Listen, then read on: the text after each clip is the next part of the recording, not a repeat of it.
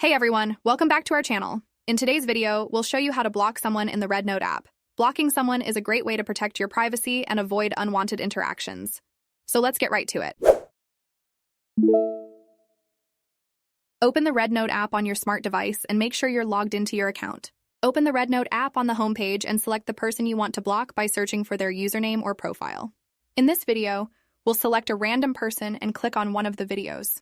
Then, when the video opens, scroll down to the profile and click on it. The app will open a new page where you'll look for 3 dots in the upper right corner of the screen and click on them.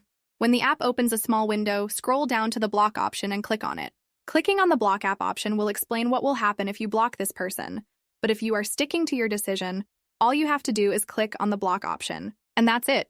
Blocking someone in the RedNote app is super easy and a great way to make your experience positive and friendly. If this guide helped you, give it a thumbs up and don't forget to subscribe to our channel for more app tips and guides.